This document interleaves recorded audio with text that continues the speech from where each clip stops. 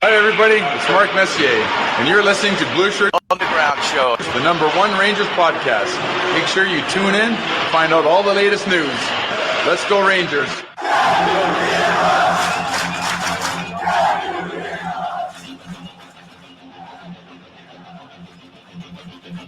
Blueshirt Underground, motherfucker!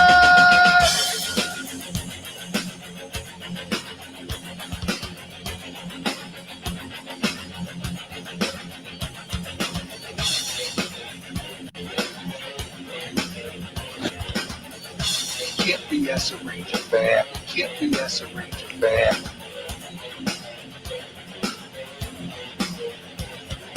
This is an unlawful gathering. This is an unlawful gathering. The truth is out there. The truth is out there. This is the underground. This is new media. This is the underground. This is new media. Ranger fans, report to the critical thinking hangar. Ranger fans, report to the critical thinking hangar. And now here is the starting lineup for the New York Rangers. And now here is the starting lineup for the New York Rangers. This is New York Rangers hockey. This is New York Rangers hockey. This is New York Rangers hockey. This is New York Rangers hockey. This is New York Rangers hockey. This is New York Rangers hockey. This is New York Rangers hockey. This is New York Rangers hockey. This is New York Rangers hockey. This is New York. Good evening, everybody, and welcome to the Blueshirt Underground Show. Today is Tuesday. It is December 17th. Christmas is just 8 days away. Excited for Christmas, excited to be here, excited to be joined by the one and only Eddie Geik. Eddie, good evening, sir. How are you? I'm doing extremely well. I'm fighting a little bit of a flu bug, but I'm fighting through it. You got to fight through the injuries. Got to play hurt in this league. It seems like the New York Rangers have we haven't been playing a lot of hockey. We haven't had a lot of time to talk. What, 4 games, I think, since we last talked, or something like that. Yeah, 4 games, 3 on the road, 3 on that California trip, and then last night's officiating clinic at Madison Square Garden against the Nashville Predators. Yes, it was not the NHL officiating's brightest moment last night. I'm doing well. I don't know. The Rangers are. I'm a little down on the Rangers, a little bit, but I still have. Are you? Yeah. All right. I really am, Jim. I mean, I know they got a lot of shots on goal, but it's what. Maybe that's bad. Maybe not so much with the shots on goal. Maybe it's better when they get outshot 40-21. I just feel like certain patterns are developing that I don't like. Such as? I feel is that when they generate scoring chances from like the perimeter, like way out, nobody's closing in. And when they do close in towards the net, they opt to pass. And I feel like they've got to get closer in the dots rather than setting up for one-timers from the face-off circle and beyond. Oh, this team, they love a one-timer, Joe. They love a one-timer. And also, when you have your forwards, your Kreiders and Lemieux, when they do go in front of the net, they're facing outward. And you can't really get greasy goals that way unless you tip it in. I don't like the way they don't pounce on rebounds on front of it because they're too spread out. So I think it's become a little too predictable. And it's, to me, I don't think they convert as much as they should, even strength. But that could be just a temporary thing. You got some guys who are mired in deep slumps right now, goal-scoring slumps. You've got Pavel Buchnevich, who hasn't scored since Blueshirt Banter's site went up. Gotten a goal. You've got Russia. It was still the Soviet Union the last time he scored. Right. Capo Caco has hit the wall. Not had much success after coming back from the flu, but that's expected. I mean, Kreider finally gets on the board, but his goal totals are really bad as you're approaching the 30-game mark here. This is a little bit concerning. And they don't really get much secondary scoring unless it's from the defenseman. Right. It's Zibanejad and Kemmerer. Right. This is absurd, but there's ebbs and flows to a season, so I'm not ready to extricate anybody from the lineup yet. Right. Tough loss in Anaheim to close out that West Coast swing. Tough loss. That was a tough way to lose that game. Yeah. And kind of left a bad taste in the Rangers' mouth coming home. They had a 2-0 lead in that game. They came out 10 seconds into the game. Mika Zibanejad on a breakaway. 3 minutes later, Panarin, because if it's not Zibanejad, it's Panarin, and if it's not Panarin, it's Zibanejad. And then Zibanejad again in the third period gives them a 3-2 lead, and then you get Hampus Lindholm gets that late goal. His first goal in 30 games. Oh, at least. And then the other guy. guy. A month. What was the other guy? Eric Gabranson, who's a his tough second guy. goal. Yeah, right. I mean, he's a tough guy. He's not even considered a goal scoring. He gets a goal. Right. Like you said, it's you get a goal. You get it. Anybody who's, that was a tough one. And Hank didn't play too well in that game. No. He got caught out of the net in that one goal. He looked that second terrible. goal. It's bad. That reminded me of a goal that Tim Thomas gave up when he was 40 years old, and I knew it was over for Tim Thomas. And I said, a guy who has no business being out there is out there, and then he's swimming to get back into the net.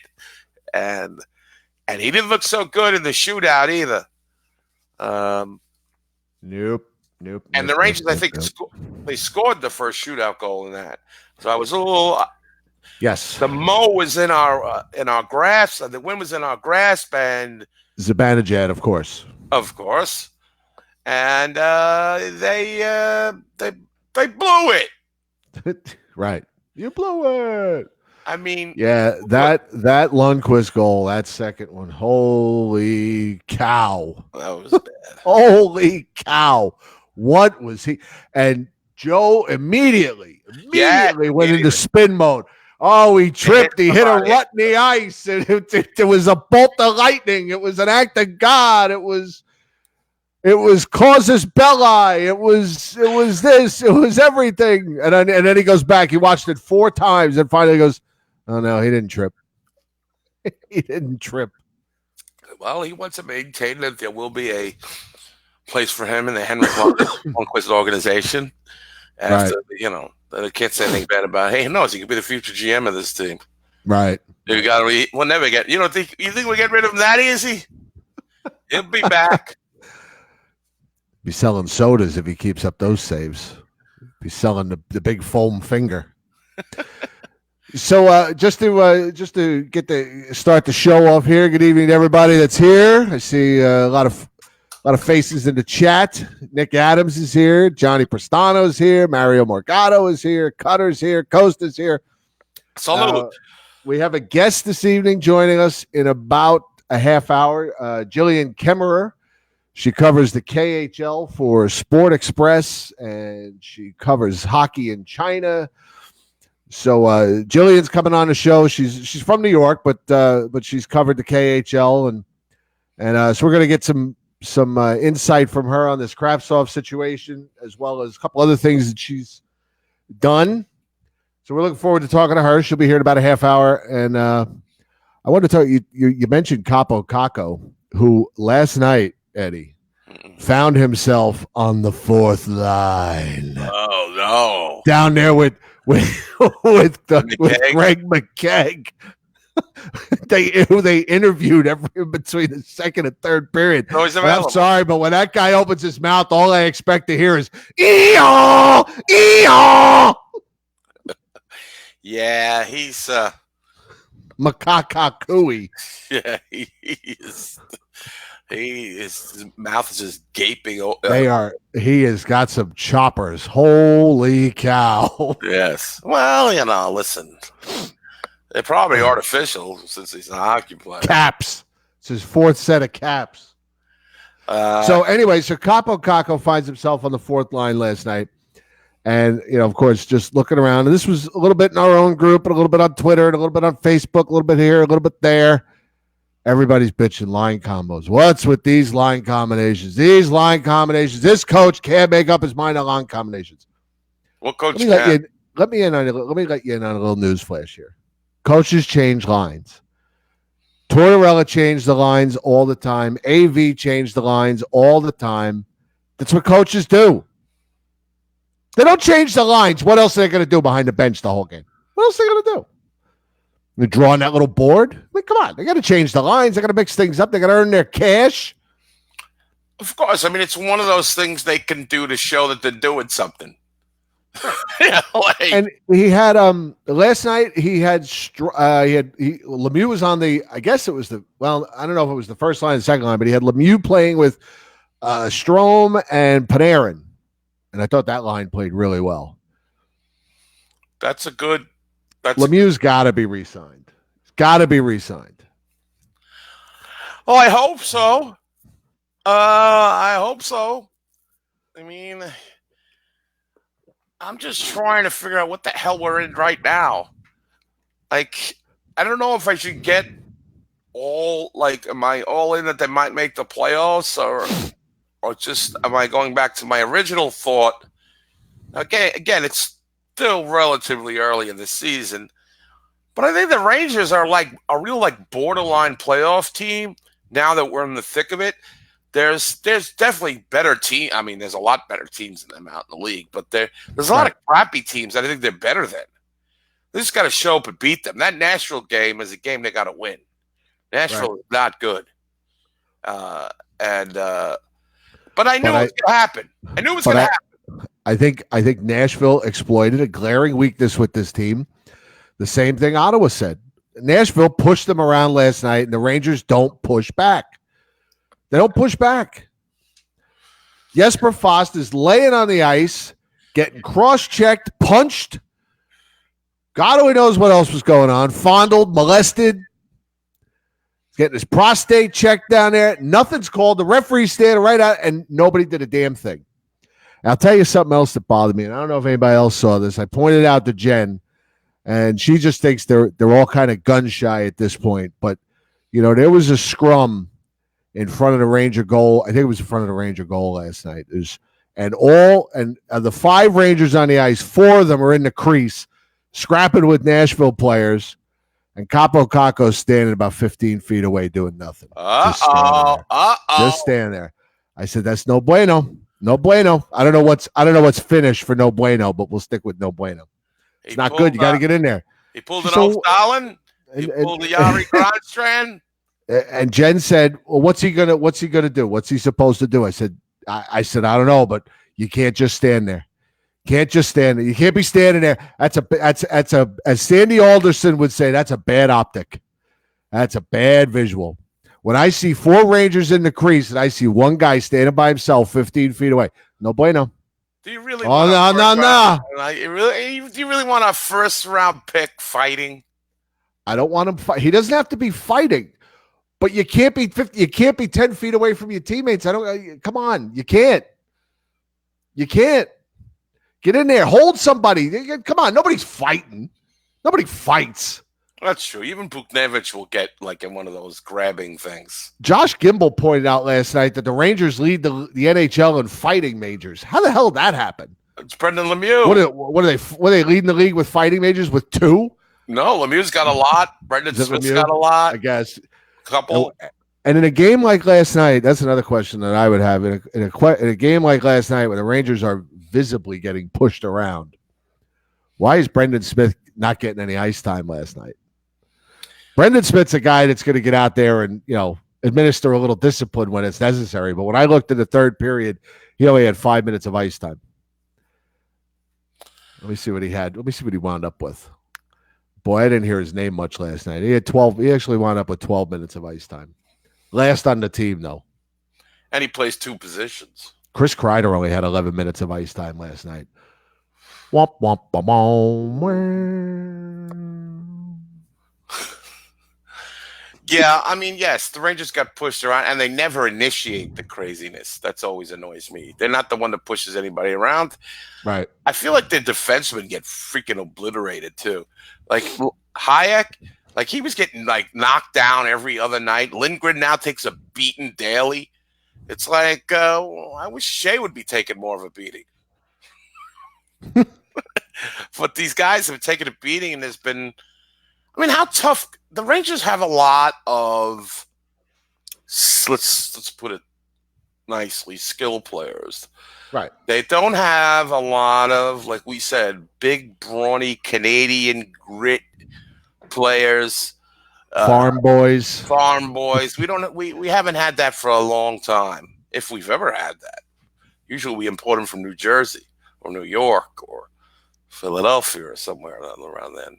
Right. They haven't really had Jody Shelley. Yeah, Nick Fatiu or Brandon Prust. In Prust we trust. Right. He was a good Ranger. He was. He was a He good was Ranger. very good Ranger. Well, we forget about him. He was a good Ranger. Presbyterians. The Presbyterian Church, yes. Love those guys, type of guys. Hello.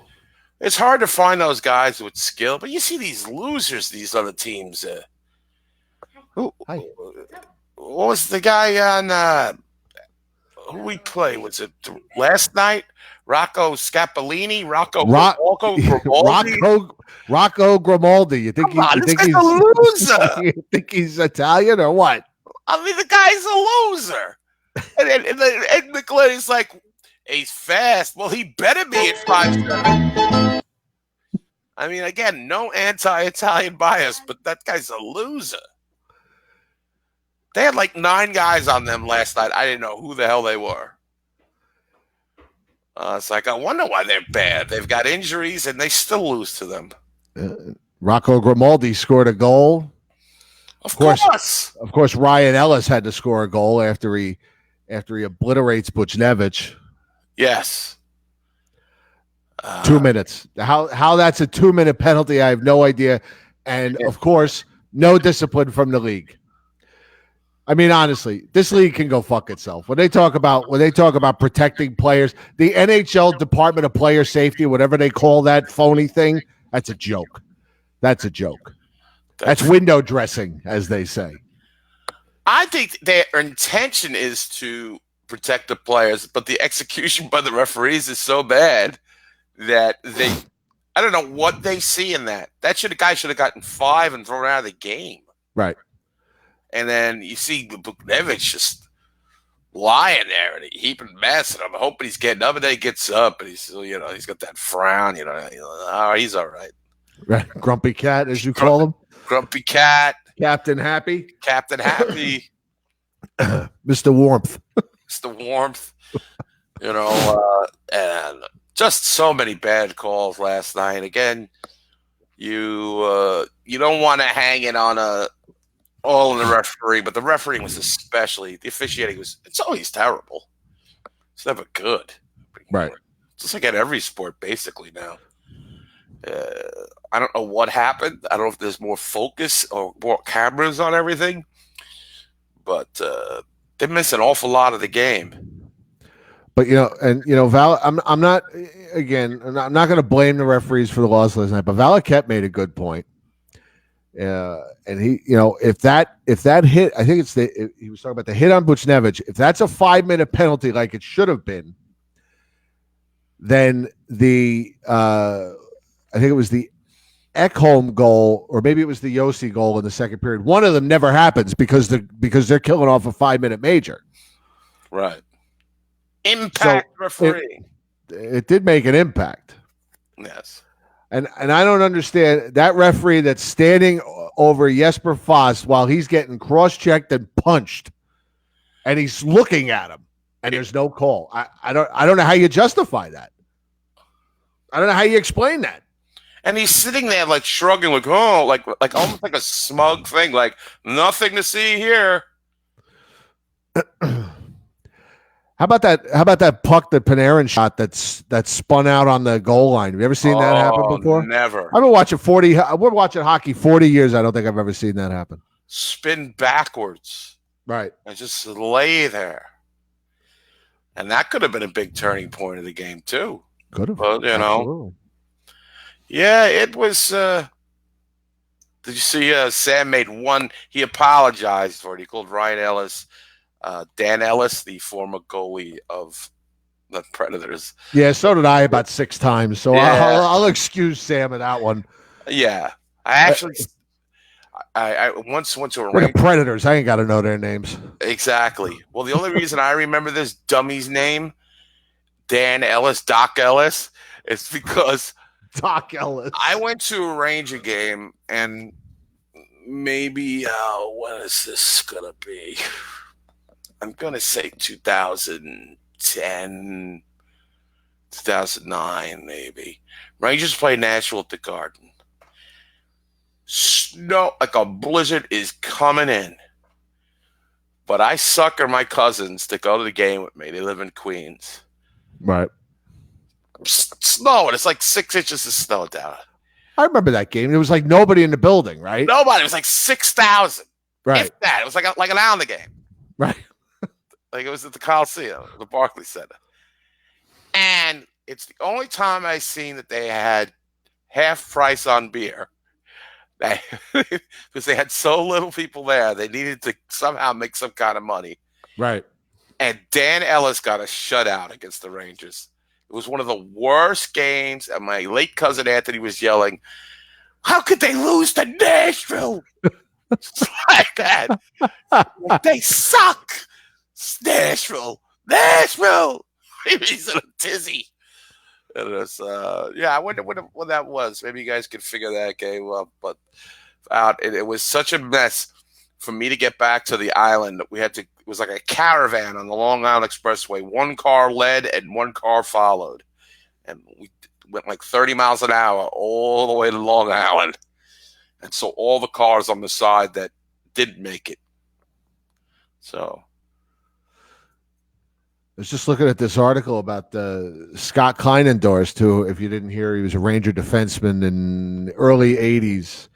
And he died yesterday or today, I guess. And he was in a workplace accident. yeah, out of a crane. He flew out of a crane. Is that what happened? Yeah. Out of all the ways you could predict the way you're going to die, flying out of a crane, Right. being ejected from a crane seat. Heavy machinery accident on December 7th. This guy's 59 years old. He played in the NHL. What the hell is he doing running heavy machinery in Duluth, Minnesota?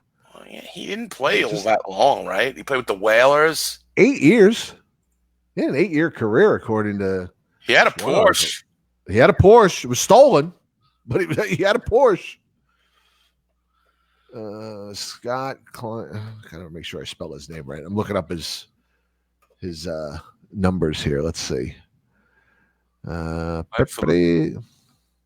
we go. Hockey reference. 281 NHL games, 12 goals, 46 assists. Yeah, 8 years. Rangers, Hartford, and then finished up with the Capitals. Oh. What was his stats with the Rangers? Was he a PIM guy? He had a lot of penalty minutes? 1 year in Hartford he did. 130 penalty minutes. And he was how tall? He was tall. 6'3", 215. Yeah, in those days that used to be tall. No, Now that's it's still pretty good it's still size. pretty tall now. But I mean, like, It's still pretty good. Nowadays, I guess 6'3" is pretty tall still. But I just remember he was on, wasn't he on that 80-81 team? He was 82, 83, 83, 84 with the Rangers. And was traded. Here you go. There we go. He was traded to Hartford. Who did the Rangers get in return? 82, 83. I'll go Mike Rogers. Nope. Pretty good player they got back from. Not with the Rangers, of course, but he was a pretty good player. I don't know. 50 goals, former 50 goal scorer. Oh. Blaine Stoughton? Blaine Stoughton. Wow. Absolutely correct. Blaine Stoughton, who then went on to score 5 goals as a Ranger in 14 games and retire. That was a pretty good pace, though. Yeah, how does that work out to? I guess it's a 23 goal season, maybe. I guess Better than Chris Kreider. better than Chris Kreider.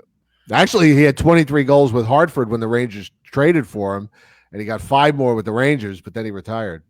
So he had a 28 goal season the final year of his career. He had absolutely no defense to his game. That guy, he was a total shooter and a good one. Played for the Cincinnati Stingers, the WHA. Oh, yes. Wow. We haven't had any former WHA players on, at least lately. No. We got to find a way to get Anders Hedberg on here. Yeah, that'd be great. Now I'm getting his jersey. I'm pretty. Jeff's asking me, was it Dan Ellis? Yeah, it was Dan Ellis. Maybe they give a goal. You would have to look at attendance, Jeff, because it was like. Yeah, look for winter games. Look at the attendance. Yeah, and probably a middle of the week game, right? Probably. Yes. Because they typically don't play games against teams like the Predators on the weekends. You know, those are usually the weeknight games. Yeah, it's so funny. Not so funny, but you hear these names that you once knew, and you're like, "Wow, that guy died." And that goes that way. Scott Carter. Right. I guess there just isn't a lot of money from those guys like post hockey, especially if you bank it.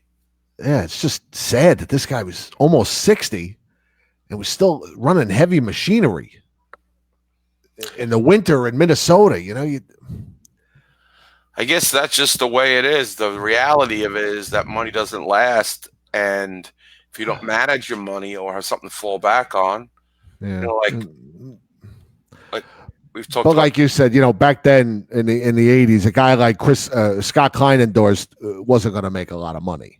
No, you know, he wasn't adding anything. You know, he was. I mean, now even even a marginal defenseman who has an 8-year career in the NHL is going to make money. Yeah, Neil Pionk's going to make a good chunk of change. Just look at Mark Stahl. Ah, come on. Oh, I had to go there. Penalty killing looking much better with Mark back. Patty Duke makes a good point. Probably needed the benefits. Absolutely, you're right. That's true. You're right. It's just I still find it infinitely sad that these guys, you know, get to 60 years old and still have to run the heavy machinery in Duluth in the winter. Yes. Oh. So how did you think Georgie Boy played yesterday? Not great. Yeah, I didn't think he had an especially good game either. I mean, Nashville only had 23 shots, something like that. I didn't think he was great. I thought 24 shots on goal. I thought at least 2 of the goals were stoppable. Yeah, he wasn't great, but you know, he just got outplayed by Soros at the other end, who hasn't played well.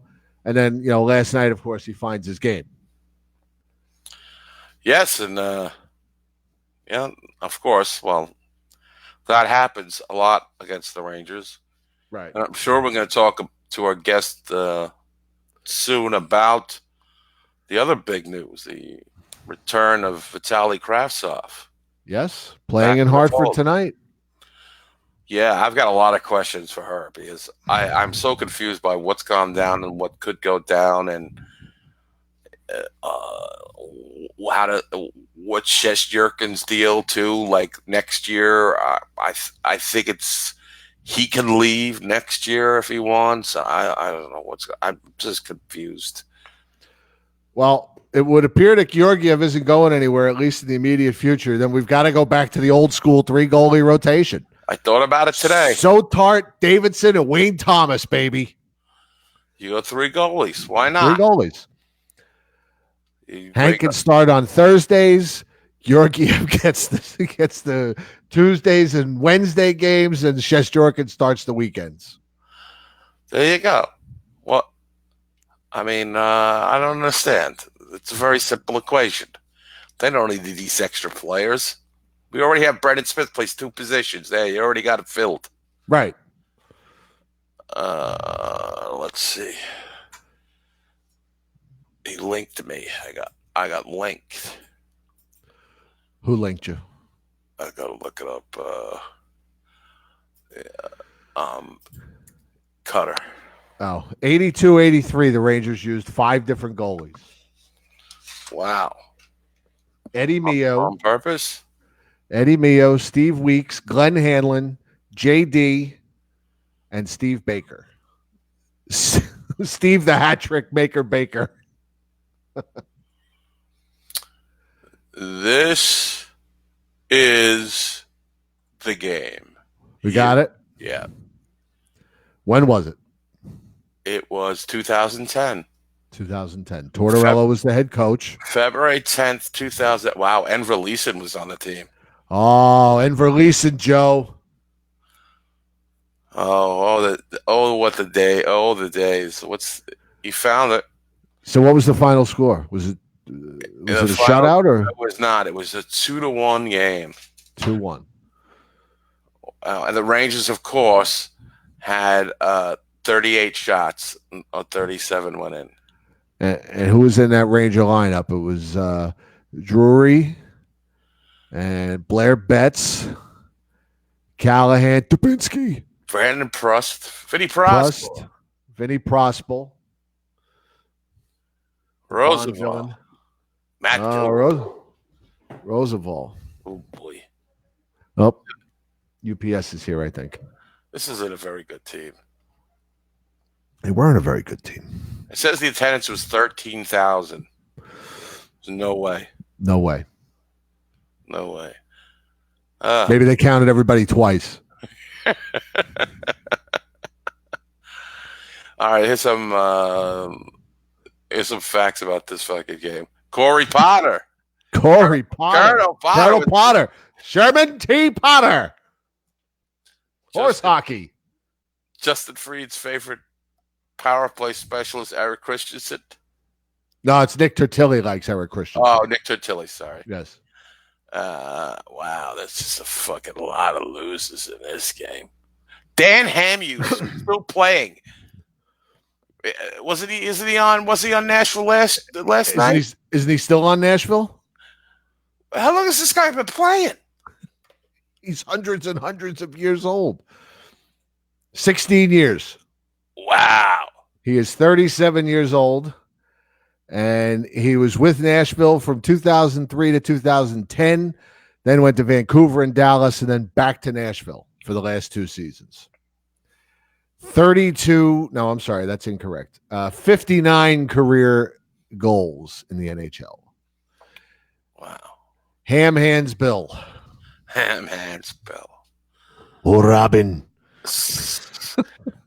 Robin. So, oh, my Robin. Nobody said you were useless, Cutsy. Never said that. Don't put words in my mouth, you jackass. oh my. Right? It's getting violent. So the Rangers went 2-1-1 on the road trip. Right. Not bad. No, not bad at all. I mean, we've seen some disastrous West Coast trips in our time. I felt like they should have grabbed more points. But listen, it was salvageable. I know Paul Gaduzzi was not happy with the loss to the Kings. I don't know, Paul, why are you so invested against the Kings? To me, when we lose to them, it's just like, we lost to them. They're one of those teams that just seems to beat us every time we play them. Right. Well, there's still pain there. He was living there, so he had to suffer through those finals. Oh. And so let's see. We have a combination of when he had to live there through those finals. They got beaten in those finals, and I believe his former girlfriend is a Kings fan, and you add that all up, and you just don't want to see the Kings You don't want to see anything good out of them. Yeah, speaking of Ilya Kovalchuk, Whoa. released. He sat for 15 or 16 straight games. Yeah, something like that. This healthy scratch for 16 games until they had enough. Maybe that's what another team should do with an aging superstar. Here we go. No, I meant Mark Stahl. Oh, Mark Stahl's not that bad. I know, because I really didn't mean Mark Stahl. Oh, you were being sarcastic. That was just a little misdirection. Ah, It was I ran a flea flicker there. yeah. Hank was not good in Anaheim. That one where he got caught out of the net. Terrible. It's terrible, Mikey. It's terrible. Terrible. Bad job. Subject to arrest. Jeffrey Mayer should not be allowed in the ballpark. They say it before every game. Do not interfere or you will be subject to arrest. One of the great all-time rants when Mad Dog goes off on Jeffrey Mayer for interfering in, I think, Game 2 of a Yankee playoff series. Against Baltimore. Kid's like, 10 years old? Yeah. He's the ridicule of a... Let them locked up. Right. Subject to arrest. We'll be back right after this. Right. Back after this. Sports Radio 66. The Fan. The Fan. The Fan. Yes. But you know what? I kind of knew that they were going to lay an egg Monday because they're coming back like a road trip. They're getting in. And it just looked like, I don't know. But I don't know. But they got a lot of shots on goal. But you saying that's not the recipe? I don't know. It didn't seem to do them any damn good. Everybody's bitching night in, night out that they're getting outshot, and then they're the outshooters instead of the outshootees. What good does it do them? So stick with the 20. I'd rather have 20 quality shots than 38 shots from the circles, from the top of the circles. Yeah. Oh, but the one timers. Holy Christ! Everybody's down on one knee, just waiting to sweep that one timer. More sticks breaking and shattering. Oh, yeah. The sticks are flying when they break on the ice, and so much torque on those one timers. It's like ridiculous. So Benajad broke his stick last night. It's a one time. I've never seen the Rangers attempt more one timer. Howie saying some people are down on Buchnevich. Well, he hasn't. What would we say? He hasn't scored since the Iron Curtain. Since the Iron Curtain. I mean, it's been a while. Maybe he should go back to the KHL. No. You like his 19 points? When you put it that way, and he had like 9 assists. You like his 5 goals? Wait a minute. Paul Sliker is now posting stuff from other websites. This is not David Quinn's team. Who is it then? Whose team? It's David Soul's team. Whose team is this? David Soul. Don't give up on us, baby.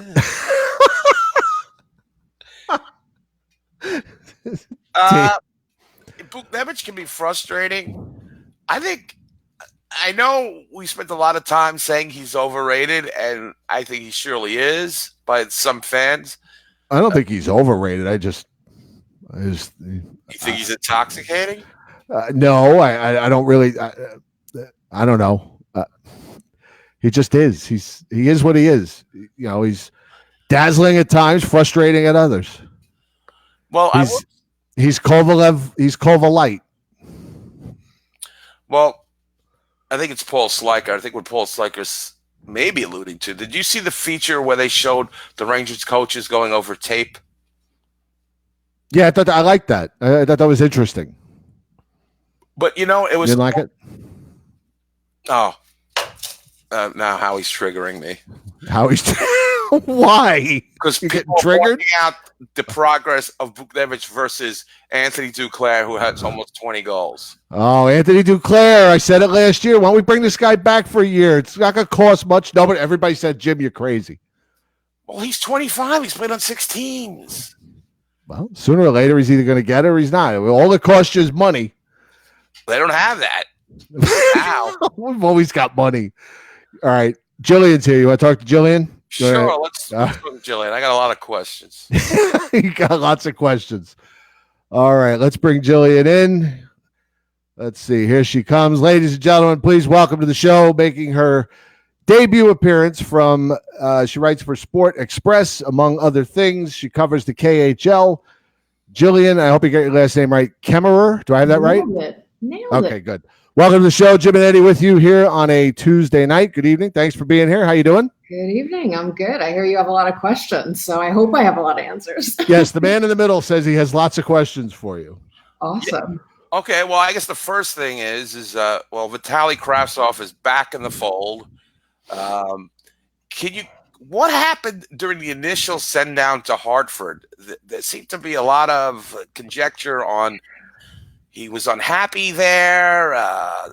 Do you have any idea what happened with the initial send down? And I don't know. I thought can you kind of like, Yeah. So the initial first of all, I have to say, watching him in Rangers preseason, I didn't think he bombed by any means. No, he played very well, I thought. I'm not surprised he was sent down given kind of the Rangers bullpen that's sitting there, but you know, he had a decent preseason. He gets sent down. I guess the ego gets a little bruised, but what's interesting is that we don't know a whole lot about how the send down was communicated to him, but he gave an interview in Russia when he came back. And this interview was really bizarre. So he didn't really say anything particularly nasty about the Rangers, but he was asked to explain how his treatment in Hartford was communicated to him. And he said that he was on a stationary bike in some kind of physical exercise, and they set a beats per minute target for him for whatever his expected effort was.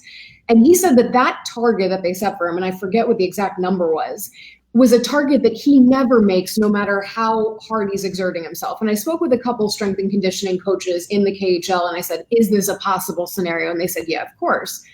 But he attributes the fact that he got benched to the fact that he wasn't meeting his maximum effort on a stationary bike. And that's how he feels that, you know, his decision to be benched was ultimately made. And a lot of people that I've spoken with in strength and conditioning are saying, well, sometimes those numbers are used to evaluate maximum effort, but it seems kind of ridiculous that any kind of benching decision would have been made on the basis of it. So my question is, Vitali Kravtsov doesn't really speak English. How were things being communicated to him? You know, what expectations were being set, and ultimately, why did he think he got benched versus why did Hartford actually bench him? And we never got a clear answer on either side, in my opinion. The Rangers have, with Capo Caco getting used to his first year in the NHL, they've had a who was it, Tumo Ruto? Is that who it was, Yeah. Eddie? Ex-player, yeah. Right, an ex-player kind of hanging around and guiding Kako. Did Kravtsov have anybody like that, or was he just kind of dependent on the other Russian players? As far as I understand, I haven't heard about any particular Russian assigned in Hartford helping some of these guys get adjusted. It's possible. I know that in and around the Rangers locker room, you actually have some of the daughters of the 94 Rangers around, like Lisa Nemchinova is actually Artemi Panarin's translator. So there are people in and around the locker room that are really helping with the Russian Rangers getting acclimated. And personally, when Vitali first came over, I might have preferred to see him in Madison Square Garden, not getting great top line minutes, but attached to the hip with Artemi Panarin, because I think that the comfort level would have been there. There's a fair amount of Russian being spoken in that locker room, but in Hartford, we don't really know. And Sergei Fedorov, I just spoke with him about a month and a half ago. He's the GM of the Moscow team CSKA that he defected from 30 years ago. He's now dealing with a stable of prospects that are actually getting ready to come over to North America. And I said to him, I'm like, what do you think happened here? And his personal opinion is that he says, I've seen Russian kids come over to North America and disappear all the time. It's that no expectations get set for them before they actually arrive. So they have their parents, they have their agent. Vitali Kravtsov's from the far east of Russia. I don't think his parents were necessarily trained in the hockey system the way like Jack Hughes's family would have been, Right. Ahead of his debut. And, he probably didn't have anyone saying to him, look, when you get there, this is what the AHL is like, the long bus rides. This is the possibility that you're going to be sent down. Here's an estimate for how long you might get set down for, no matter how you perform at preseason. I don't know who counseled him, but Fedorov said he thinks it was a question of expectations not being set. So it almost sounds like it was kind of a failure on everybody's part. Yeah, I mean, Kravtsov is 19 years old. I'm not saying that he's not a professional. He's been a professional for a couple of seasons, and you expect him to behave like one. But he is still 19 years old, and he's a 19-year-old with a huge language barrier and a North American culture barrier. Because when you look at a guy like Igor Shesterkin, for example, who's absolutely killing it in the AHL, he came from SKA St. Petersburg. SKA plays on North American-sized ice. They're used to training up NHL prospects. Panarin, Gusev, they all pass through SKA. And the leadership there is North American minded. Like Roman Rottenberg, who I think his title is deputy chairman. I was just with him a month ago, and he was telling me that they're developing a new stadium, and they're taking elements of that stadium design from Madison Square Garden. And he's thrilled that he's training up NHL talent or Russian national team talent. So Igor's coming from a place that, number one, is playing on the North American sized ice, which for a goaltender especially is a big deal. But two, they're used to getting guys ready to go over to North America, even to their own detriment of their lineup. Traktor Chelyabinsk is not exactly that. Okay, so now, so in the KHL, forgive me, but I don't know much about the KHL aside from Ranger players that go there. So in the KHL, there are different rink sizes, the different teams? Yeah, and it's about to change pretty much universally to North American or close to North American sized ice. But right now, teams play on 3 different ice sizes. The Olympic size, which is 30 by 60, the Finnish size, which is more of a hybrid, it's 28, and then you have another smaller one that's closer to North American, which is 26. Traktor plays on the 30. Traktor plays on the biggest possible ice you can play in the KHL. So if you look at a guy who's been trained at SKA versus a guy who's been trained at Traktor, you have an adjustment to make. And these guys have to make these adjustments night in, night out, depending on where they're playing. And that's right. Okay. That was going to be my next question. So theoretically, like a guy like Shesterkin, he could play on one ice surface one night, tomorrow night he's on another one, and then Saturday he's on another one. Yeah. Which for a goaltender is unbelievable. Yeah, and to me that makes it even more incredible that he's tearing it up in Hartford, because he's used to the ice surface, but it's just the one ice surface. He doesn't have to, I think that's pretty awesome. Yeah, it's amazing what these goaltenders have to do. Actually, Dusty Emu, the goaltending coach for the LA Kings, who coached them through the Stanley Cup championships most recently, he's now over in the KHL, and he tries to tell his goalies that it's mind over matter. But when you look at the way that the goaltenders play, the way Russian goaltenders play, there is a marked difference because they grow up on that bigger ice. So, I mean, I don't know how they do it night in, night out. Right. Well, don't you think there's some culpability with the Rangers to have people in place for these guys who are coming over from Russia and have this? I mean, it's 2020. We have coaches for every kind of physical thing. We have sports psychologists. They really should have someone in place that can kind of be a guide. And I know they're not can't be like an agent and tell them what to do, but to say, like, lay out the groundwork. This is how it's going to go. Now, I thought Kravtsov should have made the team out of camp. I thought he played well enough, but it turned out Hedl, I thought, played well as well, but he got sent down. It almost seems like, the kid probably thought, I don't know, he thought he was going to make the team. And, I did see that hearts per minute, beats per minute article. I kind of dismissed it because a lot of times the translations don't go, it's a little bit different than the case may be. But I really think it's the Rangers should have had something, especially they knew this was coming. This is no surprise. They drafted this guy 2-3 years ago. This should have been in place. So I do agree with you. The kid at that age, this is very overwhelming. I mean, if you drop me off in Russia, I wouldn't know how to, I wouldn't know how to, I'd probably find a place to eat. but that's about it. Maybe. Maybe. So I feel like the Rangers, they may have dropped the ball a little bit. So now he's come back. What made him come back? Was it he was being traded? Wasn't he in the midst of being traded?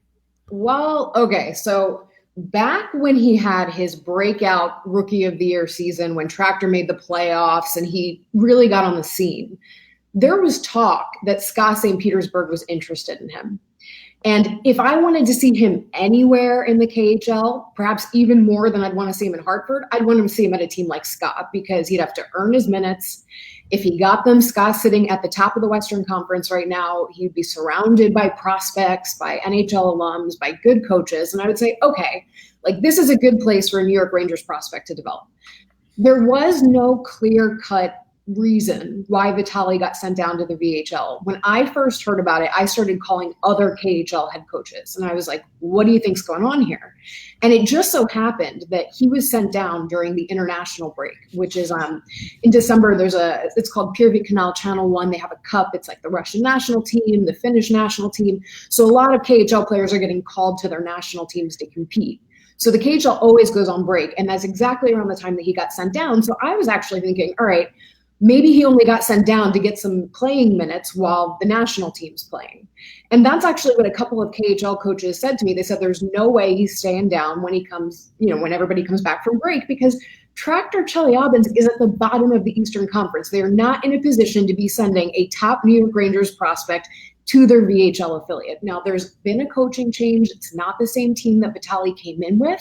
And he felt really comfortable with the coaches that he used to be with. And that's actually one of the motivations for why I think he thought maybe I'll go home. I'll be more comfortable. I'll be surrounded by at least teammates that I know. But the coaching change, it's obviously caused a bit of a rift, because when he got sent down, one of the leaders of Tractor said that the kid was basically, the word he used was disassembled, but essentially he meant like emotionally broken after coming back from North America. And, whether or not that's true, I don't know, but I didn't necessarily think it was a good look that the worst team in the Eastern Conference is talking about one of their top young prospects like that. And not only that, but, Kravtsov, after he gets sent down, there's a little bit of talk about trades, but I think ultimately he probably said to himself, I'm better off in Hartford getting minutes. And he terminated his contract with Tractor. So he didn't just come back to Hartford. He terminated his KHL contract. So this kid is here to stay. And I think it may have been a little bit of a come to Jesus moment when he winds up in Orsk, Russia, playing for the VHL, which is not competitive. And you certainly wouldn't want to be on Tractor's VHL team, that's for sure. I think that's the key. That's the key bit of information, that he terminated his contract, which means he's here to stay. There's no more opting out. Now, with Shesterkin down the line, is his year of opting to go back to Russia next year? Do I have that right? I know for sure he has a European assignment clause in his contract. I thought, I could be wrong, I thought he could exercise it as soon as this season, but he said in an interview right before he arrived, it was with Sport Express, that he was happy to play in the AHL. So I think he knew full well, given what the Rangers have in net, that he was not going to be playing in Madison Square Garden from day one, and he accepted that. Right. Have you ever interviewed Kravtsov personally, or Shesterkin?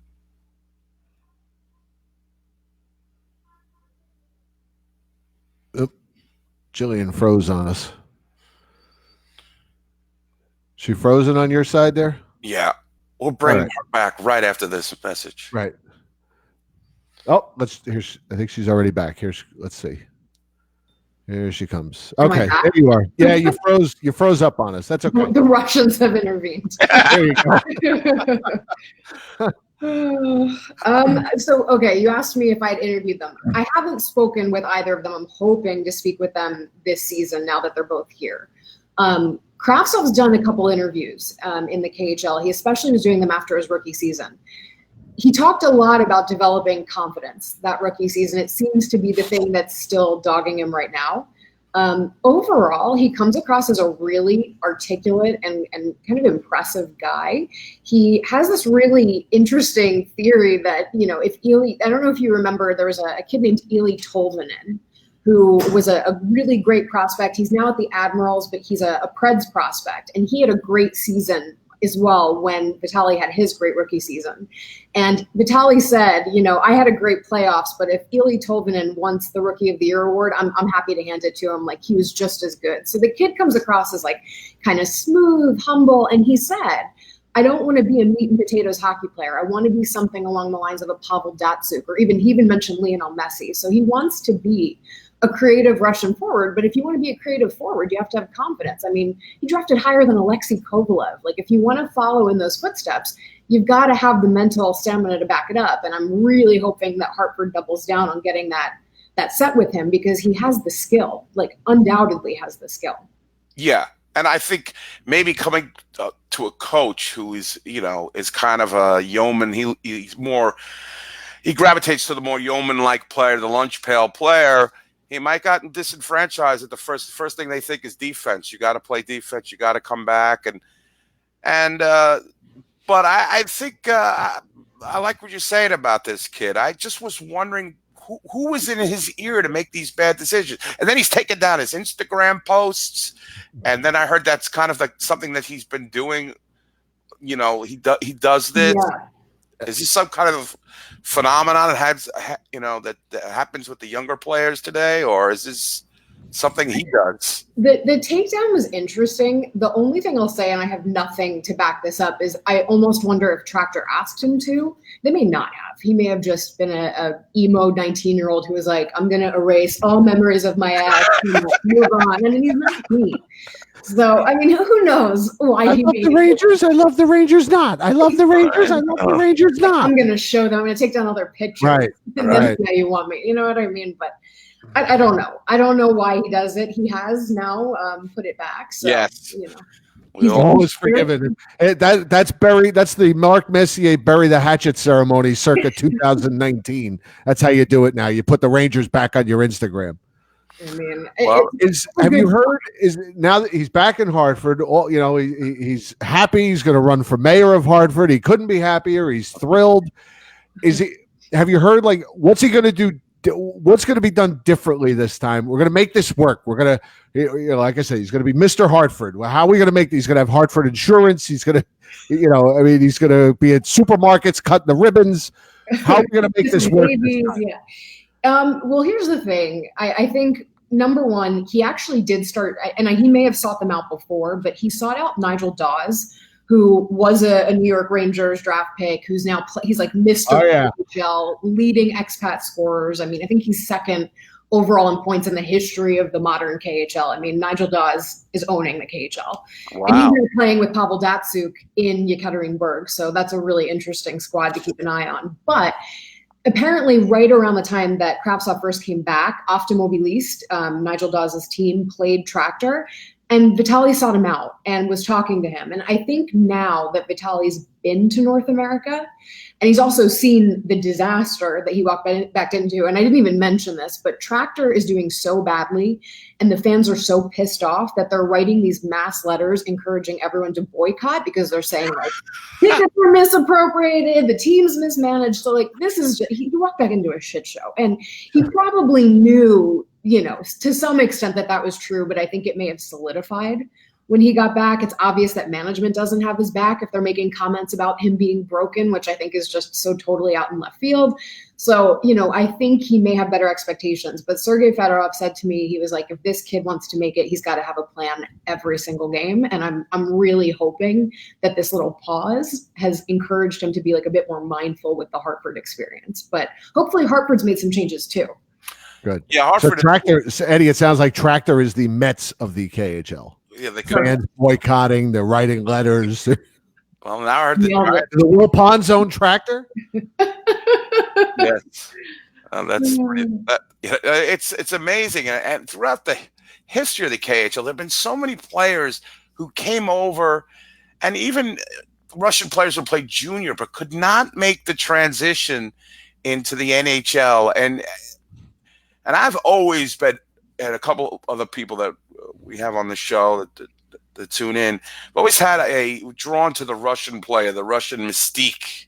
Yeah. And what do you think is one of the main causes that the Russian player doesn't succeed? Is it the expectations, Or is it just the reasons vary? It could be anything. I think so.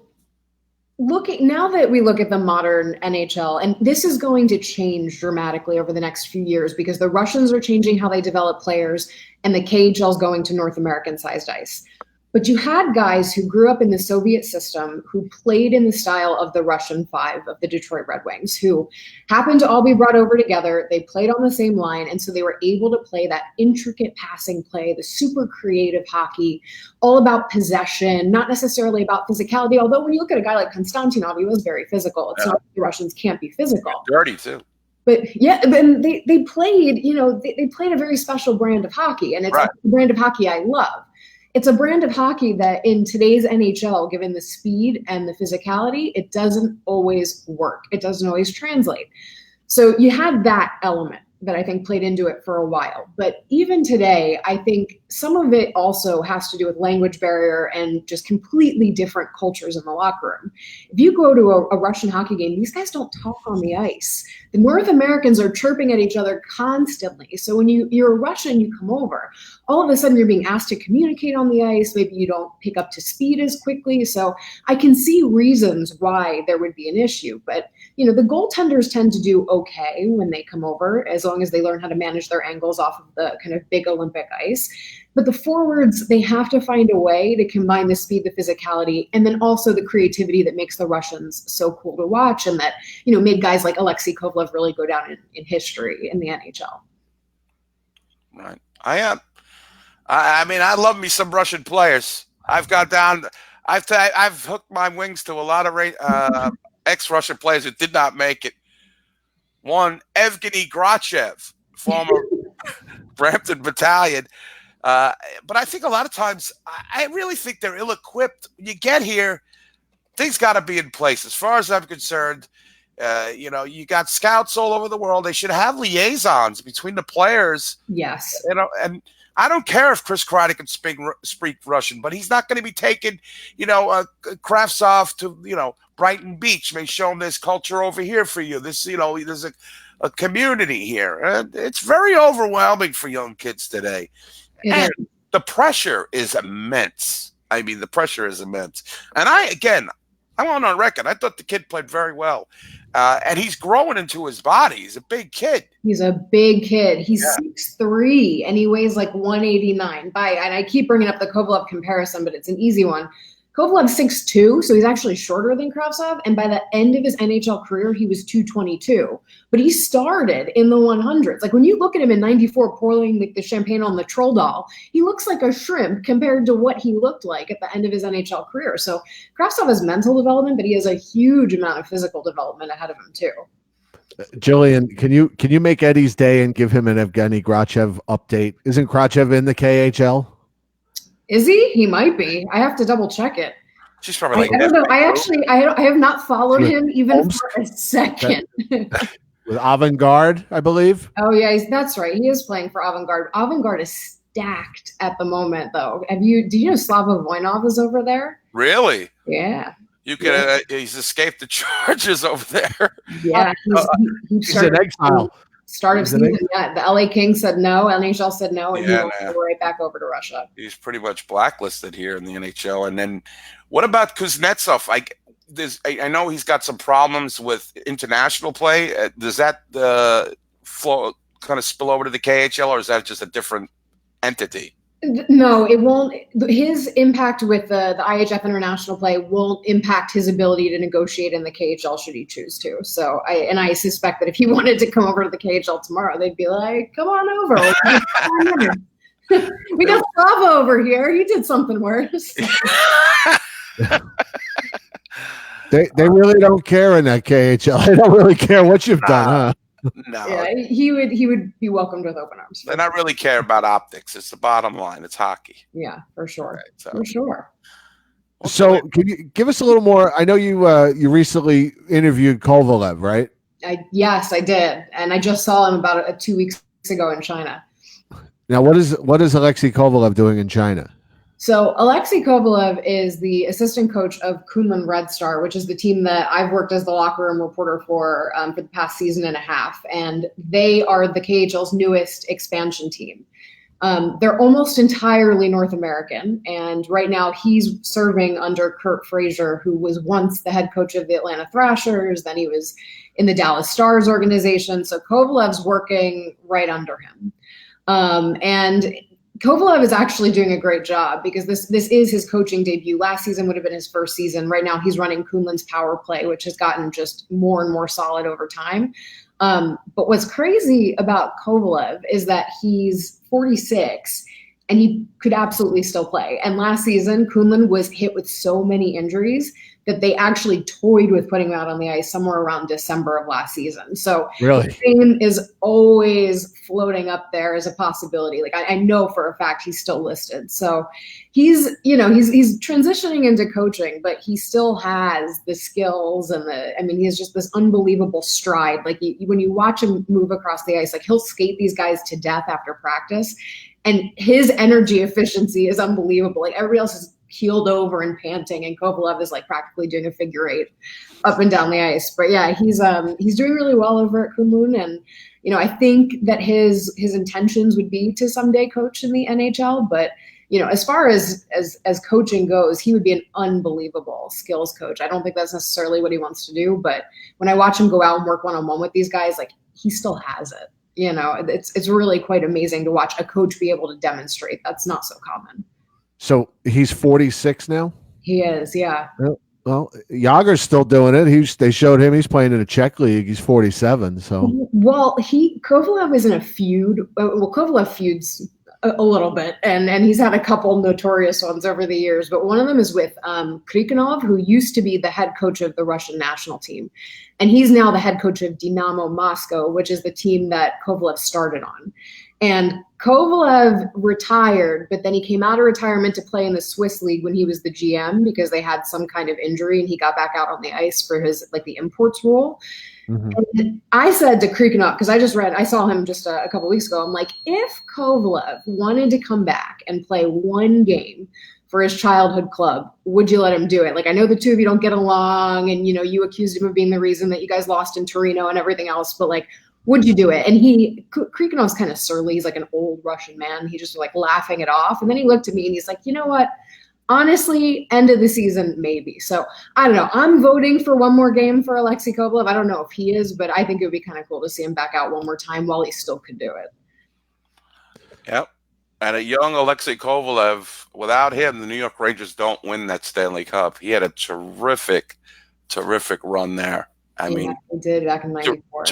Just terrific. And they would not have won. I mean, there were a lot of components to that Stanley Cup, but having a young guy like him and just his exuberance, because he looks like one of those guys, still kind of childlike in a way, 100%, like a prankster, a guy's fun-loving. Yeah, he's a funny guy, and his love for hockey is just, it's unmatched. He gets out on the ice and he wants to play 2-on-2 and 3-on-3 after practice.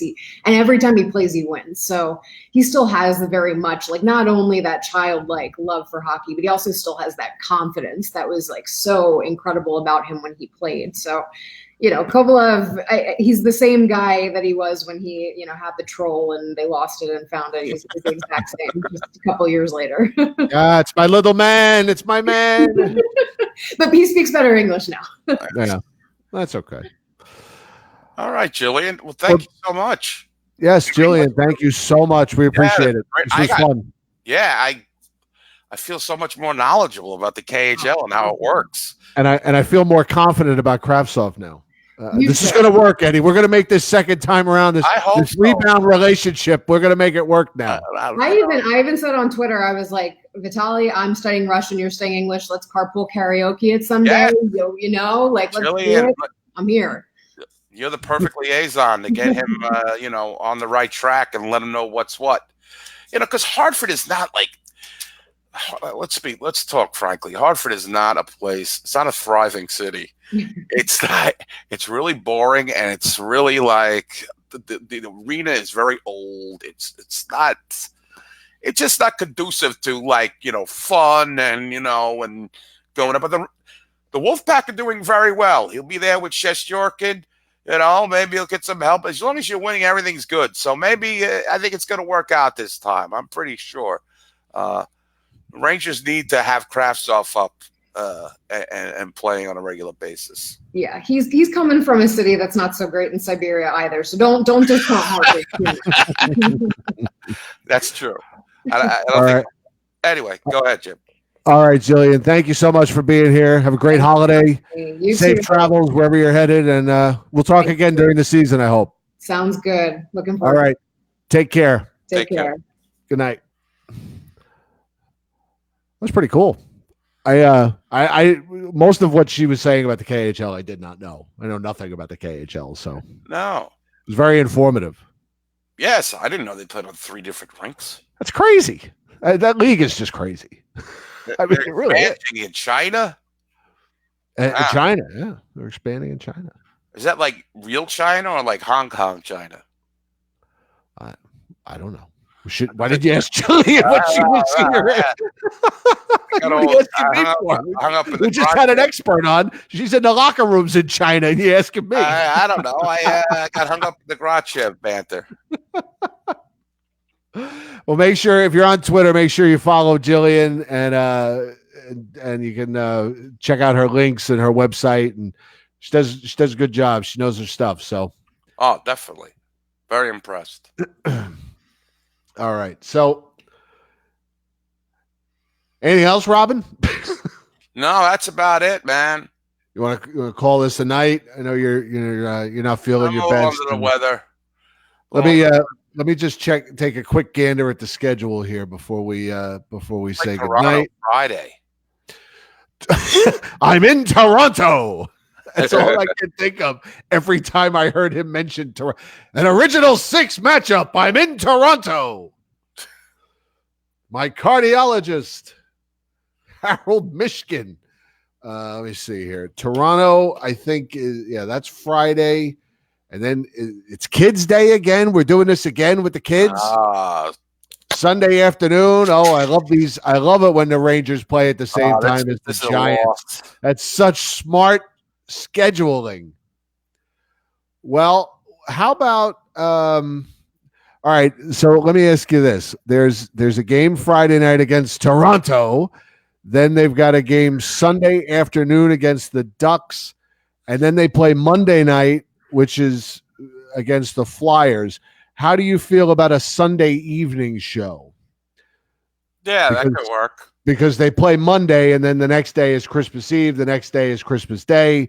Megan's coming the next day. Jimmy's coming the day after that. So I'll be tied up the rest of at least next week. So if you want to do something, maybe Sunday night, we can come on and. See? Does that sound good?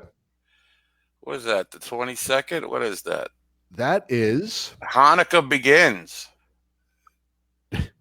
Yes, the 22nd. Hanukkah begins. Hanukkah begins. The Festival of Lights. The Festival of Lights. The Festival of Fright with the New York Rangers. Yeah, we'll do a holiday spectacular show. All right, there you go. The holiday armadillo, the whole bit. We'll break out some old some Christmas stuff. It'll be fun. Yeah, we will. Yes, but we could. That's right. I'm not going to be home. All right. Tentative Sunday night. I'll have to see what time we have dinner plans, but I should be home. I should be home for late, maybe like an 8:00 show. Yeah, if that'll work. Yeah, we'll see what happens. It's nothing written in stone, but we'll go with that as something we're discussing. Okay. All right. We'll see you guys then. We love you. Have a good week. Thank you, everybody, for being here. Let's go, Rangers. Let's go, Rangers. Check us out. Find us on iTunes, all that good stuff. Eddie, always a pleasure. Mazel tov. Always a pleasure as well. All right. We'll see you guys later. We love you. Get on, everybody.